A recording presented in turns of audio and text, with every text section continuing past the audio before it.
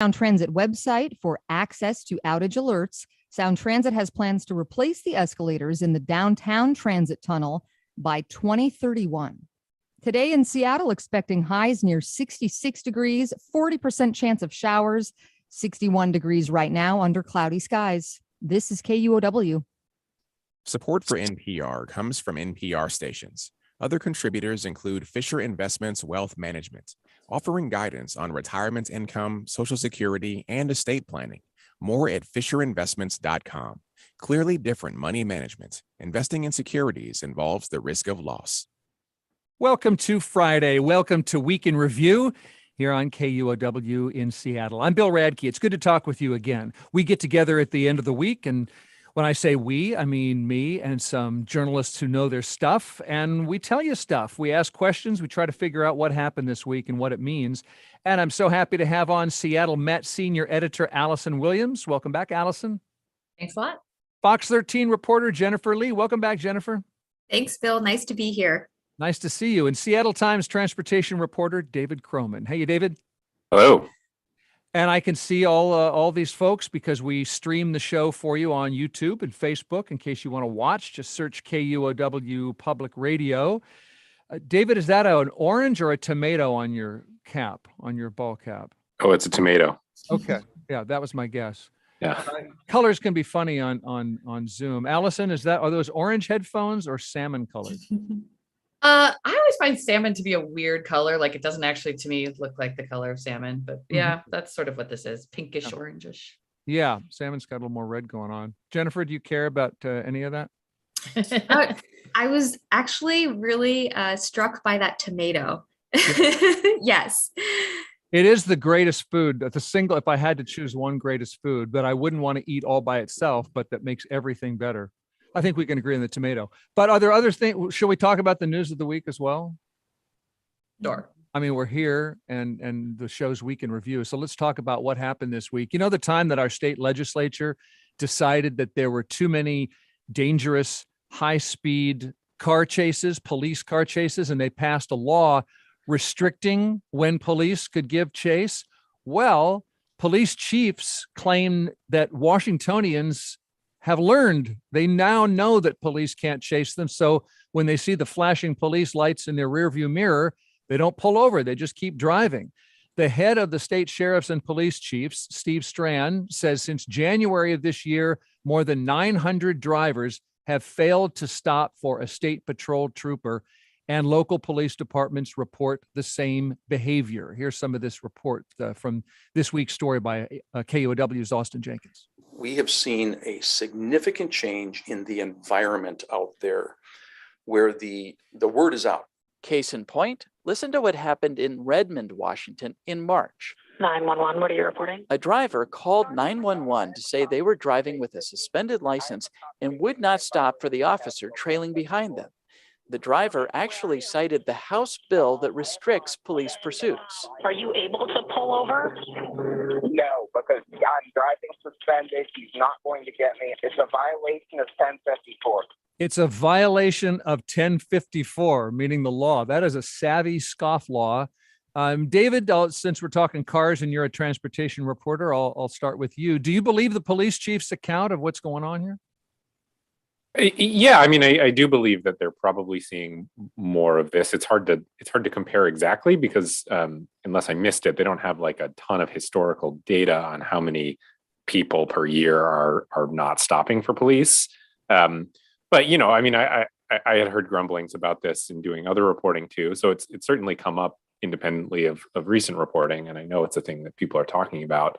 You know, the thing that's a little harder for me to separate is, you know, if you look at the roads for the last 2 years, we've also seen historic numbers of deaths and serious injuries on the roads. And so, you know, we're kind of coming at this from a baseline of just a more dangerous environment on the roads for lots of reasons that people kind of, you know, probably a variety of reasons, not one thing specifically, but so I guess my question is how much of it is specifically related to these new laws, and how much of it is kind of just related to this larger trend that we've seen across the country of a historic number of people dying or getting seriously injured. I'd be curious to check in with police departments in other states and other, outside of Washington, and see if they're seeing something similar. If they're not, then, then I think there's probably something there. If they are, then it might be part of a bigger trend.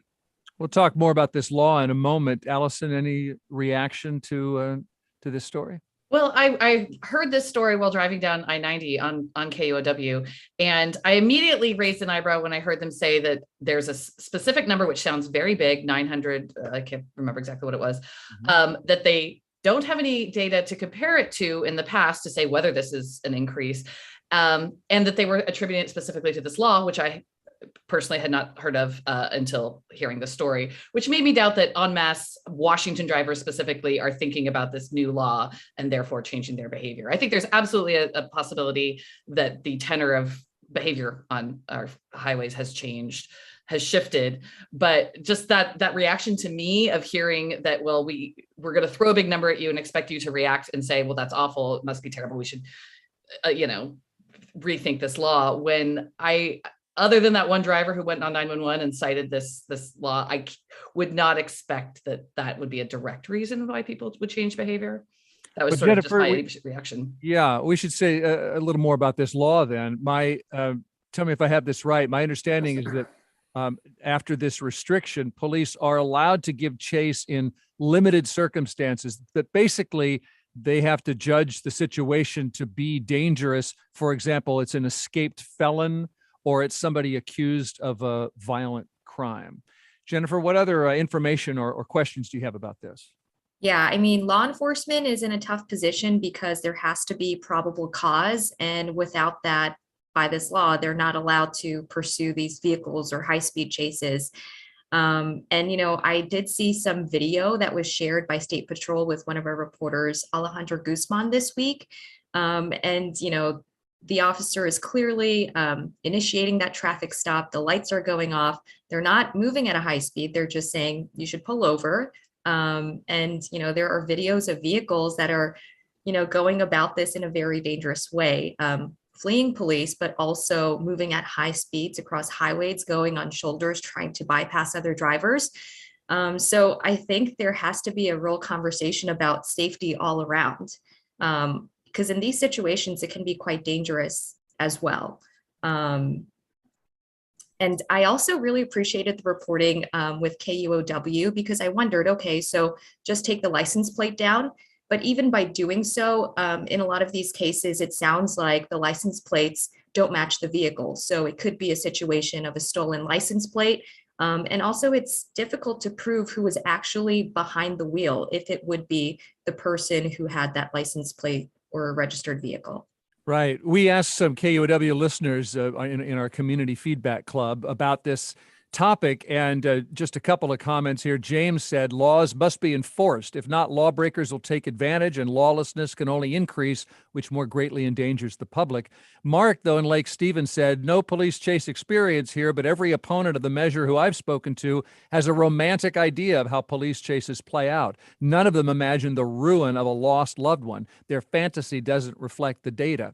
So this gets us into the question of whether the law is, even if people know the law and so they don't pull over, that the law could still be working like it's supposed to, which some of the supporters say fewer chases mean fewer innocent people hurt. And to Jennifer's point, there's this debate over whether eventually, if the police don't give chase, they've got the tools to catch the person eventually.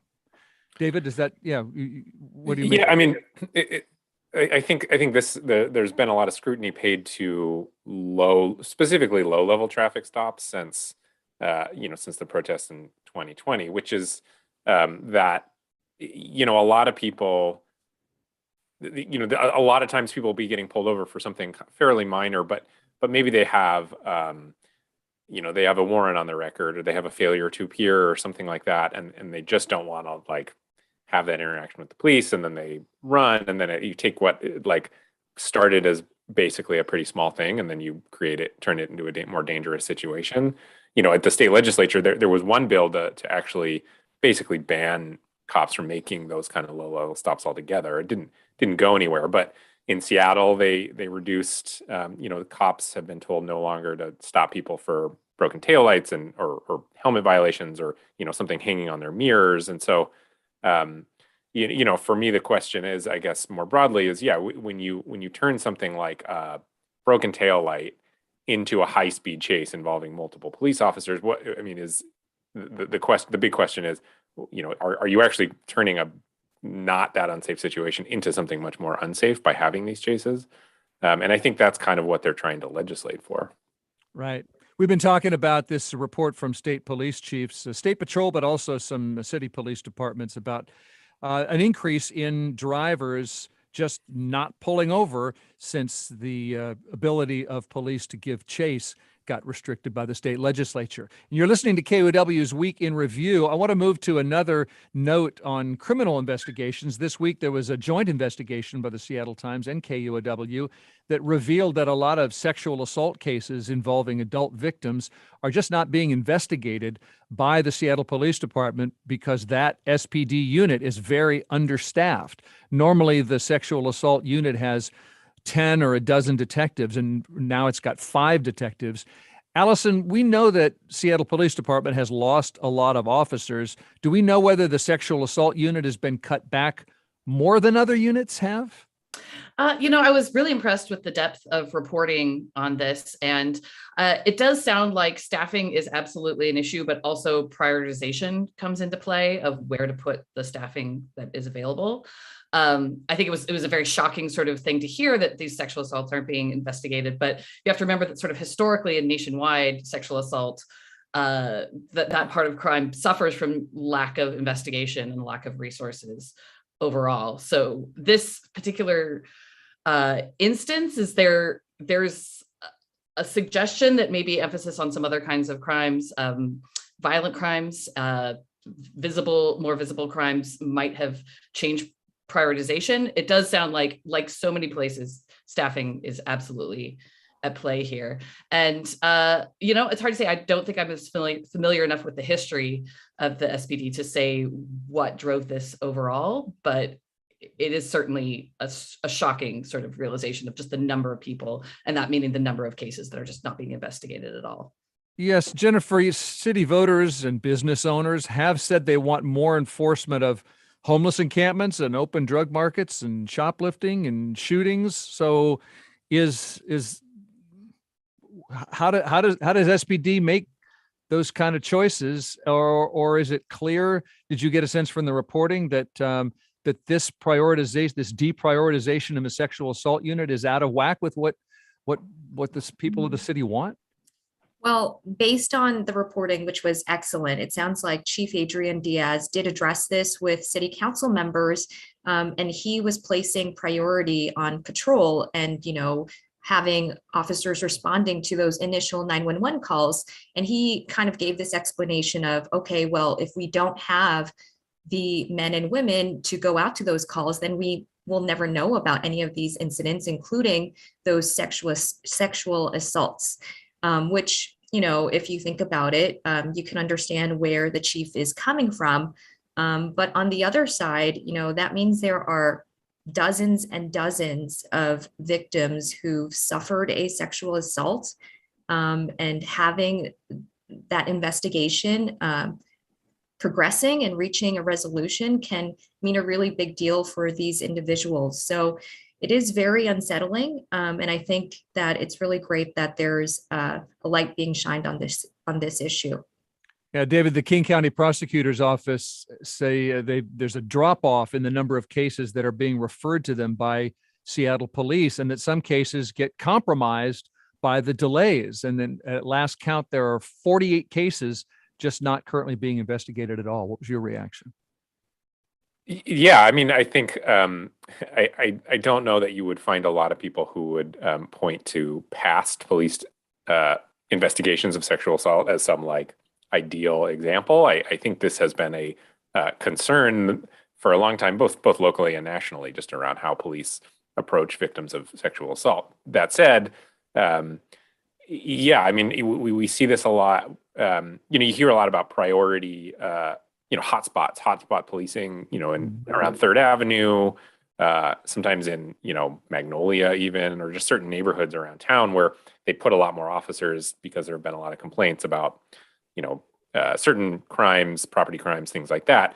I think this is an example of when those decisions are made, there are consequences to that.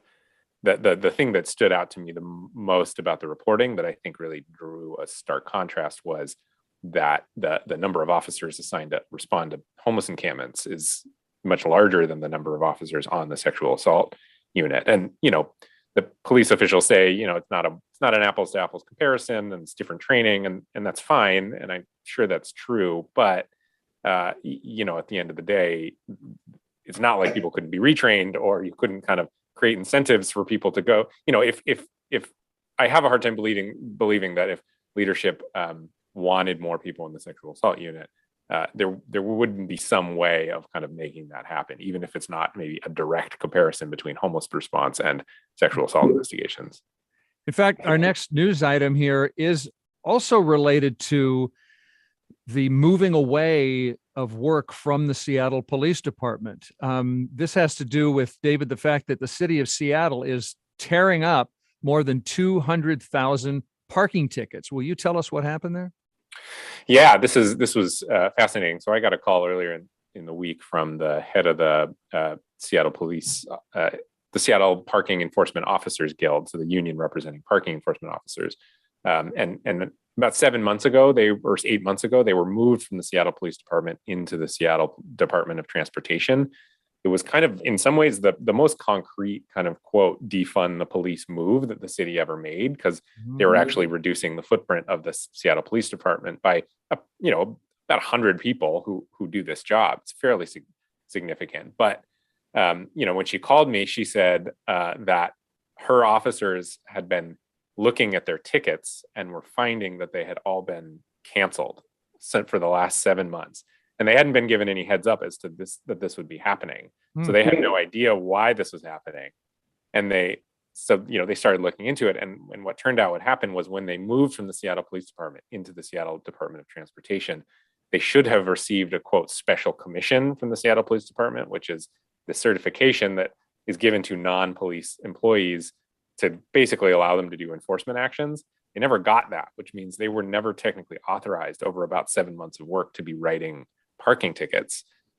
So we're looking at $5 million in refunds of parking tickets that they've written, and then probably another, $5 or $6 million in unpaid parking tickets that are going to be torn up. So somewhere in the order of, I would say, $10 million hit to the city because somebody screwed up and didn't write this commission.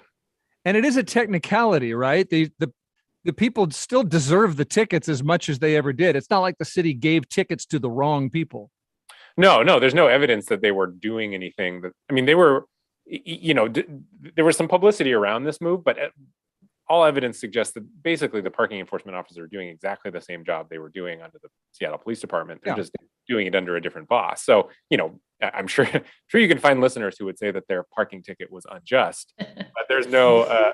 No one has ever thought a parking ticket is just.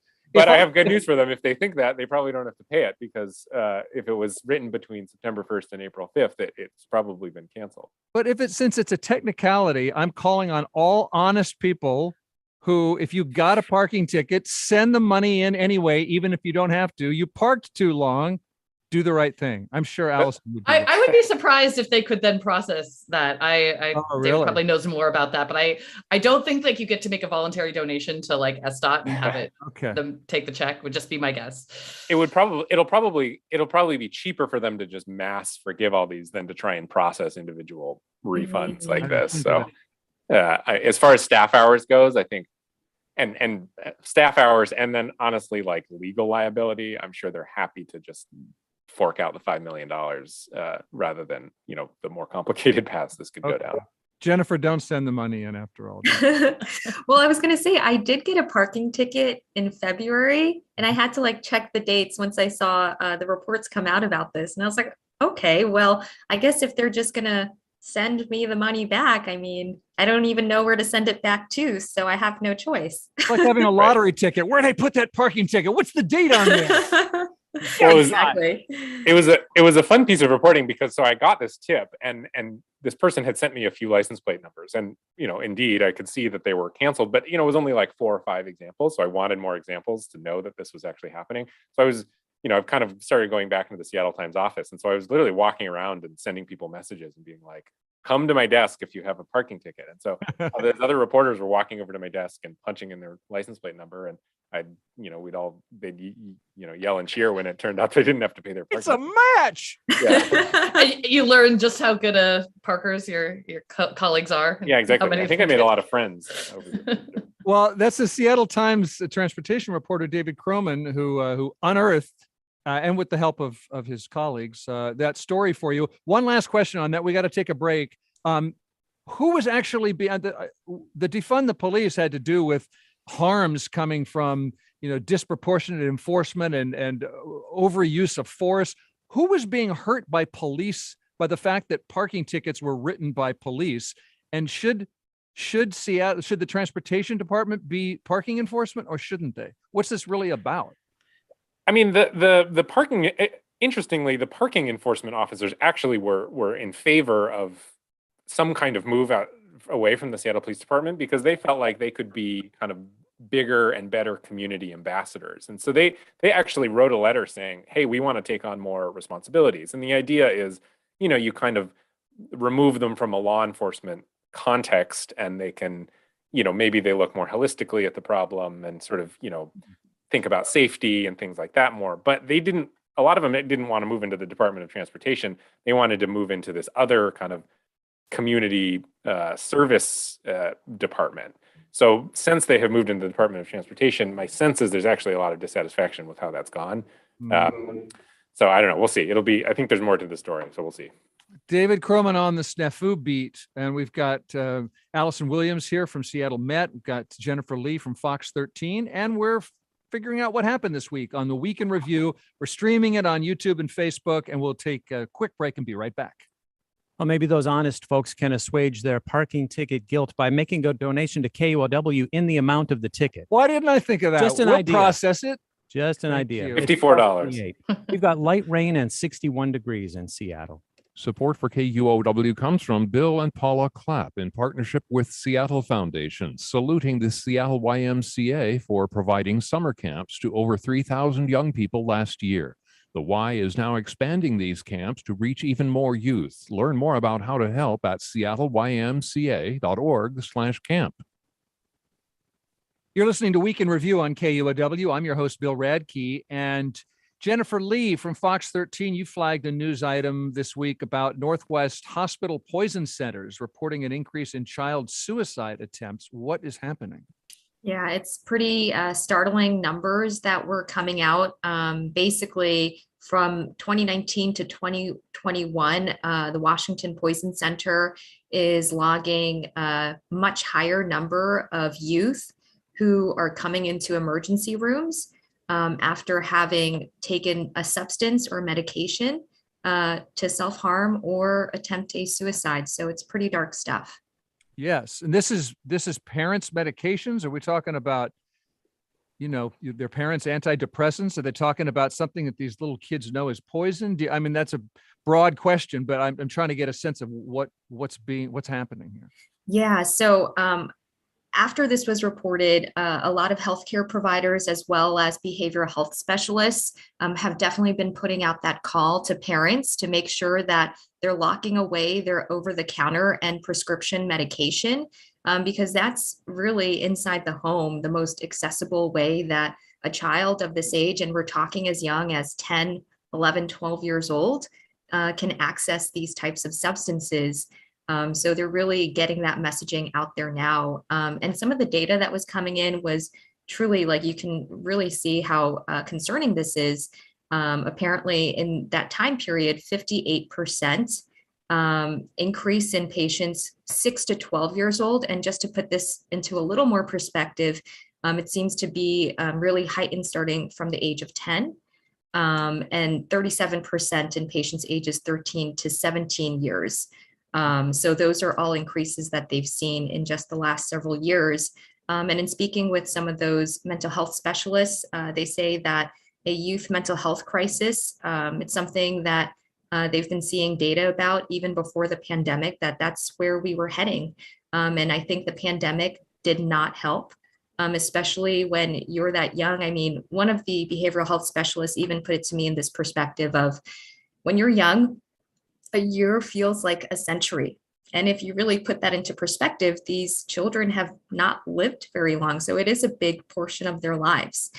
And she did say that there were some other elements before the pandemic, including FaceTime and technology even, and some of that exposure that, especially adolescents and teens are kind of dealing with online.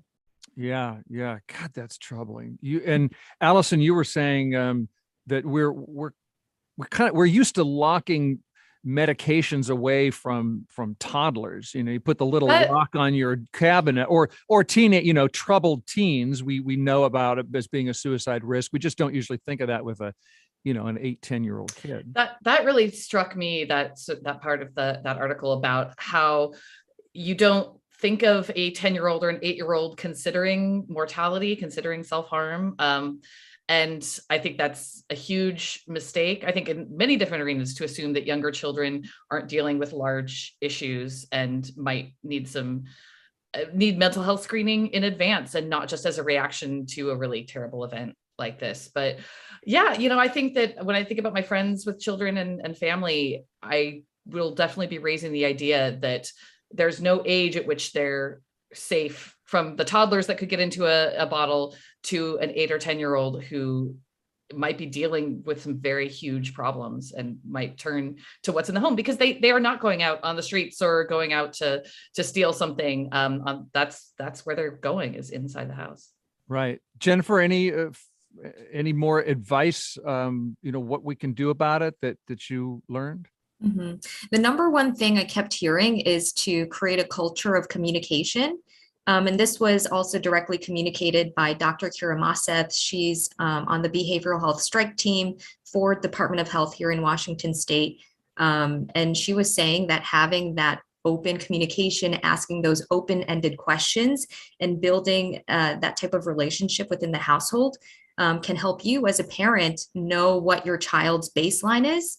And you'll have a clear understanding if they deter from that baseline, okay, something is up, and to start intervening from that point on. Open-ended questions, meaning just checking in. How are you doing? And listening, right? Mm-hmm, mm-hmm. Exactly. Not just do you want this? Do you want that? How was school today? Yeah, not just how was school. What did you learn today? Yeah. Okay. You're listening to KOW's Week in Review. Thanks for filling us in on that, Jennifer. We another item I want to bring attention to is not so much something that happened this week, but something that's being considered this week and is going to be on the plate of our local government for months to come here. David, we're still building out our light rail system. It's going to go to the east side eventually. It's West Seattle, et cetera. And part of that work involves putting a second light rail station in Chinatown International District. This is going to be a hub where passengers switch trains. And how disruptive this project is going to be, a lot of it comes down to one decision, which doesn't sound like a big difference, 4th or 5th, but why is one block a giant deal? Yeah, my colleague Mike Lindblom has written about this a good amount.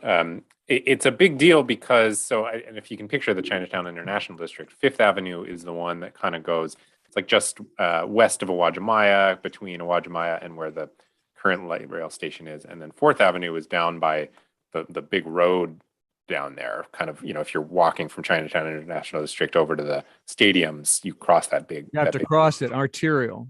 Right. And so the big difference here is, by the way, to help people picture this, 4th is on the other side of Union Station. So that's where the gateway to Chinatown is. And it's a very different feel. I mean, it's right next to those businesses.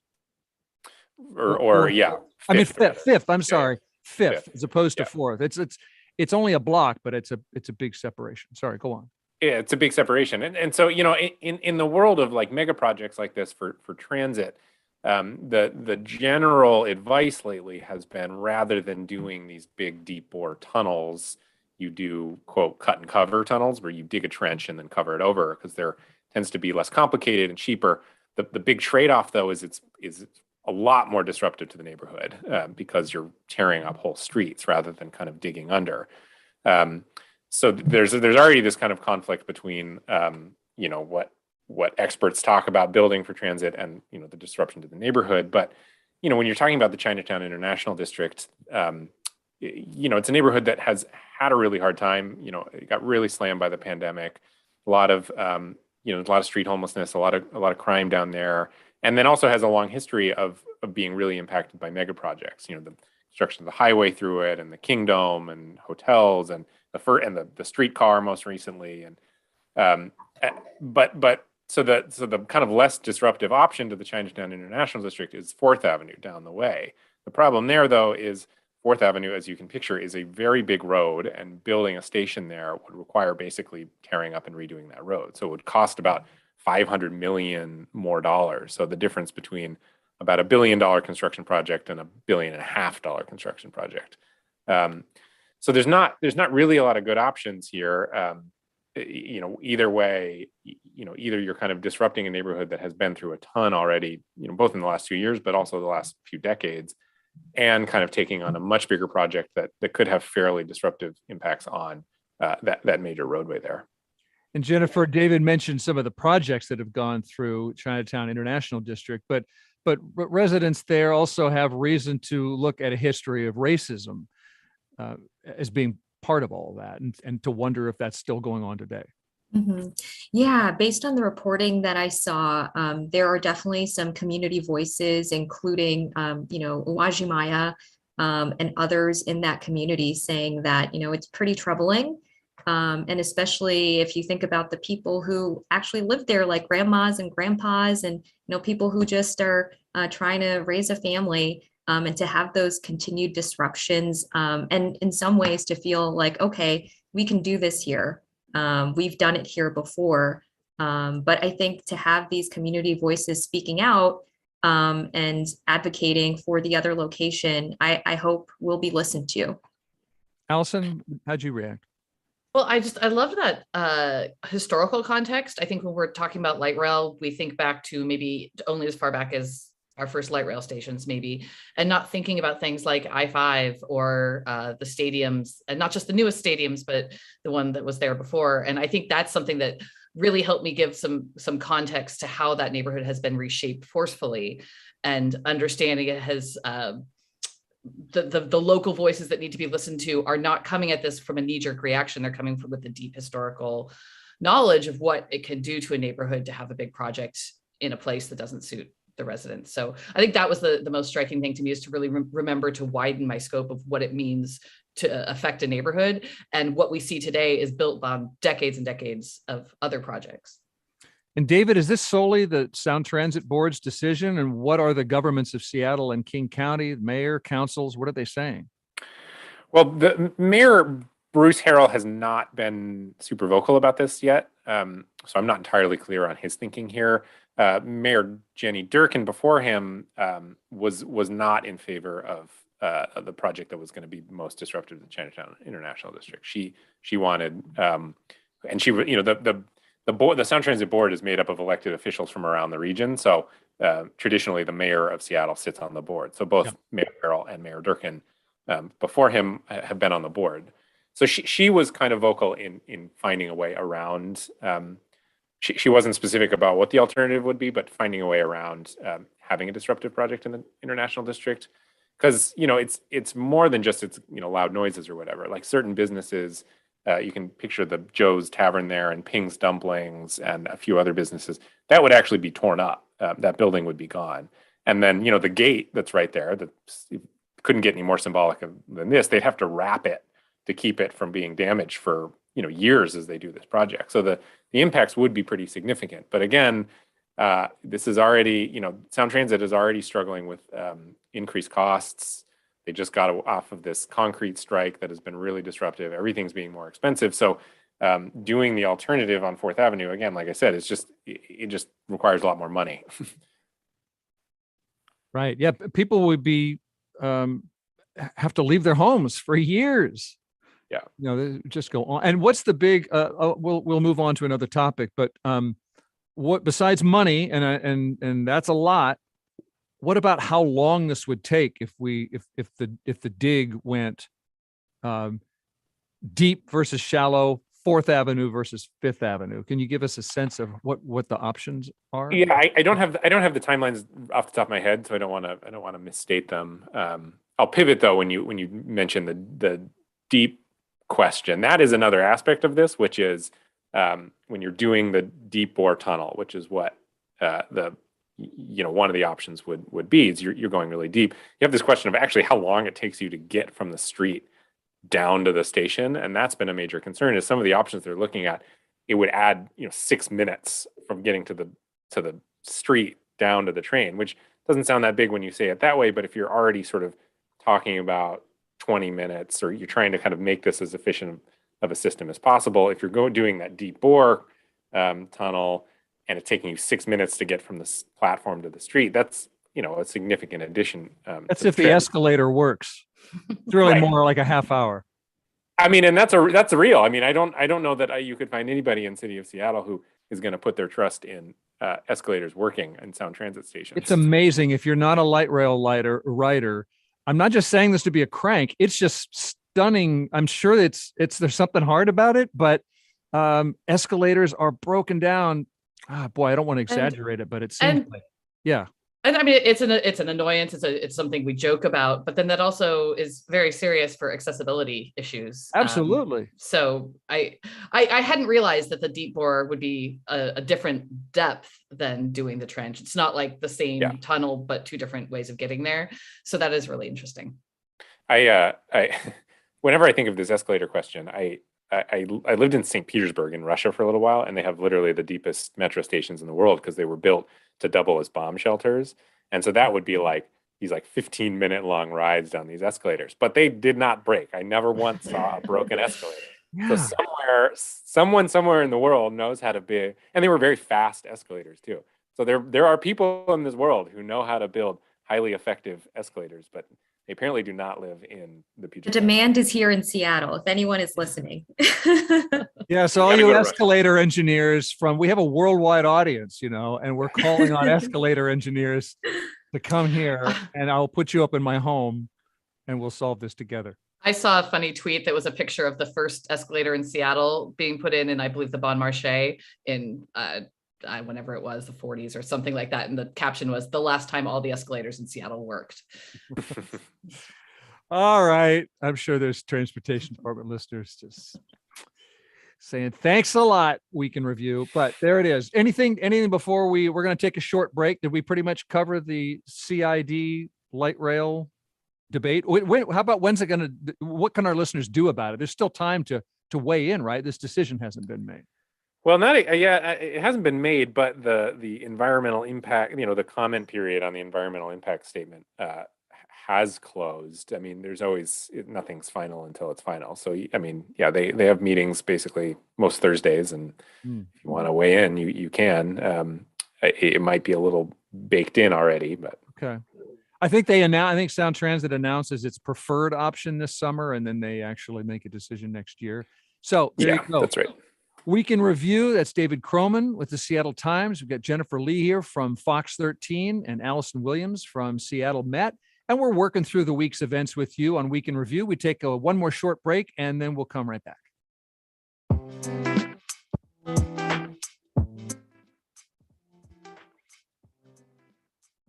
It's 12:45. We've got raindrops and 61 degrees in Seattle. I'm Paul Henley, host of BBC NewsHour. On today's program, 100 Days into the War in Ukraine, we have an interview with the new American ambassador to Kyiv. And we ask why so many police officers in Kenya are taking their own lives. That's BBC NewsHour this afternoon at 1 o'clock, right after Week in Review. Support for KUOW comes from Providence Swedish, since 2012 on a mission to provide compassionate health care in the Pacific Northwest. Providence Swedish, together for you. On KUOW's Week in Review, local journalists gather and tell you what we know about the week gone by. We've got Seattle Times transportation reporter David Kroman, Seattle Met senior editor Allison Williams, Fox 13 reporter Jennifer Lee. I'm Bill Radke. We're all visible to you on YouTube or Facebook. Just search KUOW Public Radio. Let's talk about the weather and beyond. It's raining again today, Allison, which we were talking before the show, I have come to enjoy because a snowpack comes in handy, but it turns out not everyone is enjoying Western Washington's cold and damp. Why would that be? How could that not possibly be bliss? I'm with you. I'm a rain apologist, rain lover.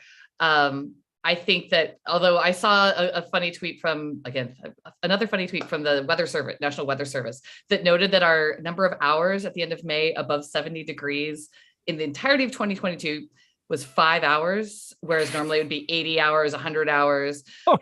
So even someone who loves rain might look at the spring and feel like there's just a little bit extra. Yeah. And this is, by the way, not just about whether you like the damp or not. You were looking at this from, there's a lot to take into account here. Water and, and all its uses. And Western Washington doesn't say everything about the whole state. Yeah, well, I think with everything climate related, there's not usually a quick one-to-one. More rain right now means that we don't have to worry about warming or water issues for the immediate future. That's just unfortunately not how climate systems work. Mm-hmm. I know that the Department of Natural Resources held something yesterday where they were talking about the amount of rain that we have and what this could mean for the fire season this year, which I think is a big question for a lot of us, is remembering those smoky days of August and saying, well, if it's raining a lot now, does that mean we're not going to have to deal with it then? I would say it doesn't mean that we won't have a bad fire season. It helps. When you have a lot of rain here, you have a lot of snow in the mountains, you are increasing the amount of water. There's a map that says what our water equivalent is right now in the Cascades. It's over 100% compared to normal. But a lot of factors go into a fire season. A lot of fires are human created. So campfires can still spark a blaze. Other weather like winds and many different things will go into whether or not we have a bad fire season. This is, I think, the most extreme La Nina they've seen in 70 something years. So it is a very, very wet spring. You're not imagining it. You can complain about January, but it is a little bit hopeful. It's a little less dire in the immediate future. We've had fewer fires so far this year than we might have otherwise. Mm-hmm. Any other reaction to Waterworld that we're living in? I have to say on those 70 plus degree days though, I was like, I am burning up. It just feels hotter than I would normally feel on 70 plus degree days. But it's nice to hear that, at least it may have maybe a little bit of a positive impact. Mm-hmm. Just like every time it gets sunny, I suddenly feel like a human being again. And I realize that I've been kind of this mole for the last few weeks. So I grew up here. I'm pro rain. I'm pro Northwest weather until May. And then I want it to be sunny and warm. And I go crazy when it's not. The thing I like to tell people is that the state is so beautiful and there are parts of it that get more sun than others. This is wildflower season in some parts of central and Central Washington along the gorge. So there are places you can go that it might not be absolute blue skies, but odds are it's going to be a little drier and it's going to be pretty. And this is maybe a good time of year to increase your exploration of some of those parts of the state. Yeah. Get out. Mm-hmm. Swim too, they say, right? Yeah. We had someone visit from out of town. We took him to swim for the rain shadow, and it was a gigantic snowstorm. Jennifer, I have some advice when you're in one of those days that feels hot, maybe just by comparison. I need to copyright the phrase heat banking because it's caught on among my friends. So what you do is when you feel hot surprisingly warm in the Puget Sound area, you roll up your windows and you let yourself get uncomfortably hot, even sweating. Or wherever you are, you position yourself, and then you imagine that you are warming your core. You're actually warming your bones in a way that it's going to radiate for months and months, and it gets you all the way through a winter. It's called heat banking. I believe it to be a real thing because I made it up, and way to go. So actually, in Korean culture, they have this thing where in the middle of summer, people will eat this like really hot chicken broth, and it's supposed to make you so hot from the inside, heat banking, that you end up cooling off and sweating. So there's that too. Well, yeah, I've heard that about hot, spicy food, right? That part of it is you sweat and cool. And then you cool off. Heat banking, Korean style. Excellent. Thank you for that. So a couple other notes here for week in review. We've got the beginning of June. Okay, so it doesn't feel like summer, and it's not yet. But it is Pride Month in Seattle. And after a couple of real pandemic disruptions, the pandemic's not as bad as it was the last couple of Junes. And there are lots of Pride events to go to. Jennifer, Pride events get a lot of business support in Seattle, but as you pointed out, not everybody appreciates that support. Yeah, I've been seeing a lot online, especially sort of public awareness campaigns going on. And they're using the term rainbow washing, that during the month of June, a lot of companies will, throw up the rainbow, celebrating Pride Month, which, sounds great. But there's, I think advocates are just trying to raise more awareness behind these actual marketing tools that companies are using. So they're shedding light on certain companies who may actually have in the past funded, let's say, for example, candidates who are anti-LGBTQI plus when it comes to policy. So I have been seeing a lot of that circulating, and I do find it really informing. Didn't Seattle Pride cut ties with Amazon for that reason? Because Amazon had been donating to some politicians whose stances they didn't like. And in fact, there was a Pride event this week at Amazon headquarters, the raising of the Pride flag, and a group of Amazon employees protested that event because Amazon sells some books that they say are anti-trans, which, David, you pointed out in a way is a modern labor story too. Like a worker, emboldened worker story. Yeah, definitely. I mean, this wasn't warehouse workers as far as I know. But, we have seen labor organizing come to Amazon in specifically in New York and in the warehouse there, and a lot of other labor union drives happening. And so, I think the fact that, whatever you think about the decision to sell these books, I think the fact that workers at Amazon feel emboldened to kind of speak out and do these protests is fairly indicative of the fact that workers have a lot of leverage right now because at least, in King County, I think unemployment is 1.9% last time I saw. Nationwide, it's 3.5%. There are 2 job openings for every worker. I mean, it's companies can really not afford to lose workers, and workers are coming around to realizing that, and that gives them a lot more leverage. And sometimes that shows up in the form of union organizing, which we've seen a ton of. But then I think it also shows up in terms of protests and workers being more emboldened to speak out about things at their own company and not feel quite as fearful of reprisal or even being fired.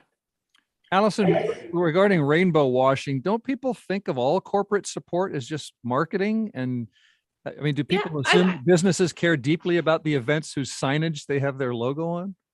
I do think consumers are becoming more and more savvy about what messaging means.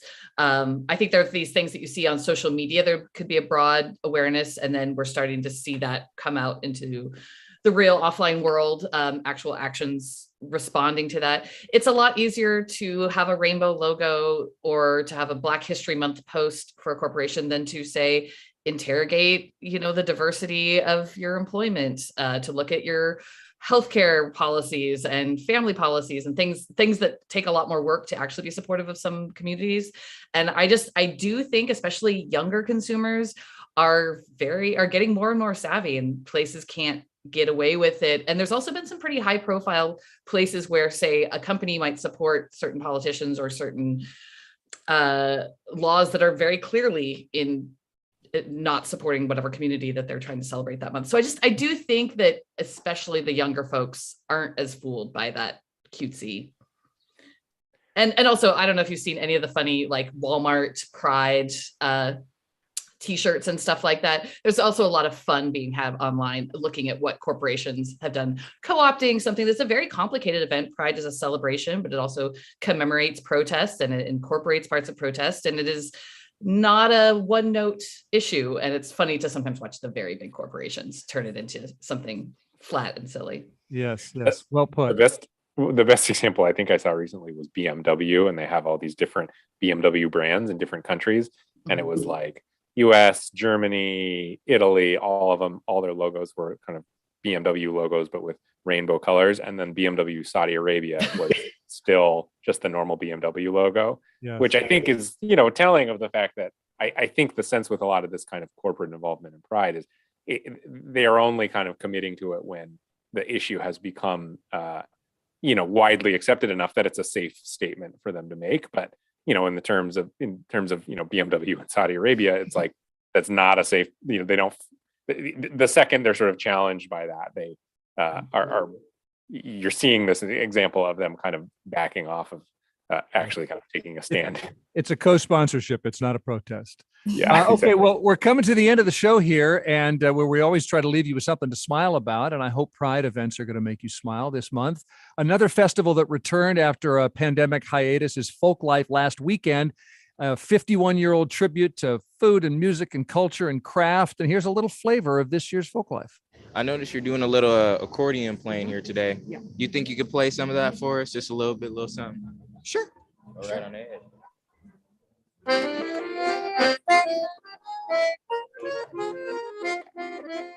I've been going since I was a really little kid. My parents used to perform here in a taiko group when I was tiny. And it's really great for them to get out and see some music and some culture and some people, especially with COVID and being kids. This is like big. Yeah. What did you want to get when we got here? What was it? It starts with the letter C. Cotton candy.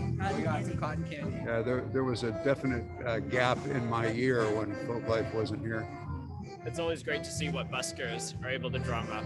It's very Seattle. It feels like one of our least gentrified activities that we have over time, and everyone comes out for it, and it's still free, which is just really rare, and so it's super special, I think. I never went to the online things because it never felt right, it wasn't a festival proper, but this is amazing. It's just I remember it. Welcome back, Folklife. That audio from KUOW's youth media program, Radioactive, including Sophie Ding, Lucas Galarno, Marianne Mohammed, Antonio Navarez, Hannah Shetmer, and Trey Sinclair. I know, Allison, that the Vashon Strawberry Festival should be happening here pretty soon, maybe July or so. You're a berry season fan. Oh my gosh, I'm a huge berry fan. I grew up down the road from a strawberry farm and have always loved Northwest strawberries. Anyone who's buying their strawberries only at the supermarket needs to try our local fruit. It's about to come into season. And also, I learned a lot about the history of the Bainbridge Island strawberry farms. It was an industry that was largely run by Japanese families, and they were part 80 years ago, the first exclusion order that removed them from their farms and really sort of had a huge impact on the strawberry farms there. So it's just been a really cool thing. You get to eat amazing food, but also a little bit about the cultural history of our area. So don't sleep on the berries. Berries have an expiration date, and so does Week in Review. That has to be the last word because we're out of time. We've got David Kroman from the Seattle Times, Allison Williams, Seattle Met, Jennifer Lee, Fox 13. I think I hear Strawberry Fields. Thank you, everyone. A delight to be Week in Review with you this week. Thank you. Thanks. And Jennifer waved as well. Strawberry Fields. The show's produced by Kevin Canista. Social media and live streaming by Juan Pablo Chiquiza and Tio Popescu. Bernard Ouellet choosing the Beatles and running the board. New podcast for you, KUOW Shorts. It's a short run series kind of podcast. The first series is mine. It's about what doesn't get talked about enough. Check it out right now. A new podcast called KUOW Shorts. Find it at our website or wherever you get your podcast. This is KUOW.